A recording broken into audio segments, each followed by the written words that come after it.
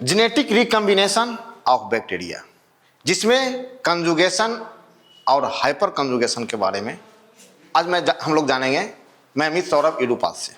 तो conjugation and hyper conjugation क्या होता है? ये बैक्टीरिया का जेनेटिक रिकम्बिनेशन होता है। क्यों बैक्टीरिया का जेनेटिक रिकम्बिनेशन होता है मित्र? क्योंकि हम लोग का जानना है कि बैक्टीरिया ऑलवेज हैप्लॉइड होता है। दूसरी बात, इसमें कोई सेक्स ऑर्गन डेवलप नहीं होता है, इसमें माइटोसिस मियोसिस नहीं होता है। तो इसको हम केवल जेनेटिक रिकम्बिनेशन के नाम से जानते हैं और इसको एक नया टर्म भी यूज किया जाता है इसके साथ साथ में, पारासेक्सुअलिटी। इसको हम पारासेक्सुअलिटी के तौर पे भी जानते हैं। तो कंजुगेशन जो होता है ये बैक्टीरिया का जेनेटिक रिकम्बिनेशन का एक प्रोसेस है जिसमें बैक्टीरिया फिजिकल कांटेक्ट करता है।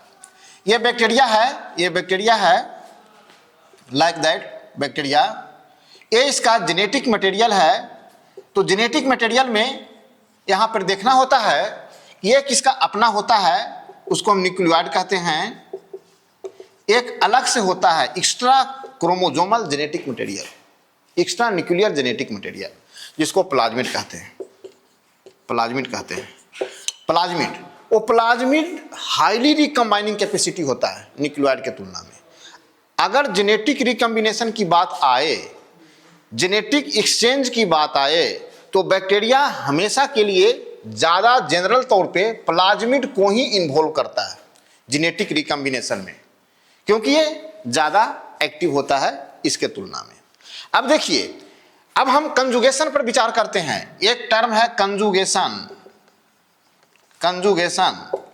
तो कंजुगेशन में क्या होता है कि दो बैक्टीरिया का फिजिकल कांटेक्ट होता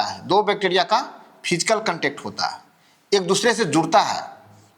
जिससे जुड़ेगा उसको हम कंजुगेशन ट्यूब के नाम से जानते हैं।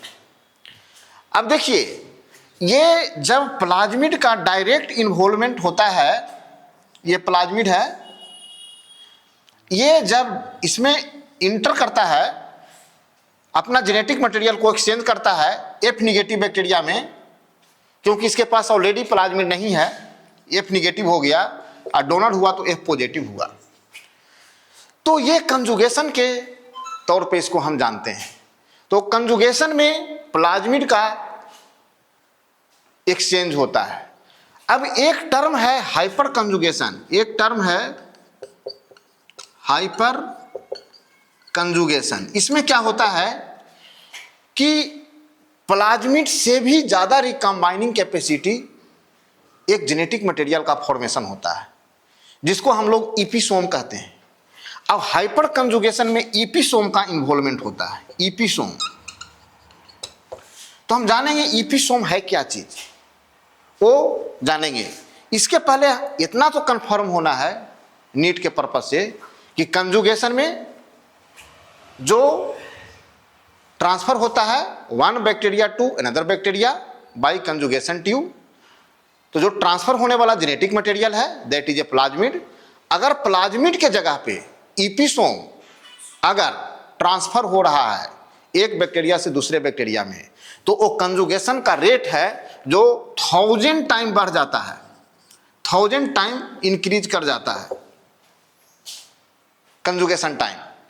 कब? जब ईपीसोम का फॉर्मेशन होता है बैक्टीरिया में, तो उसमें 1000 टाइम कंजुगेशन रेट बढ़ जाने के कारण उसको हम लोग हाइपर कंजुगेशन कहेंगे, और वो ईपीसोम कंडीशन में होता है।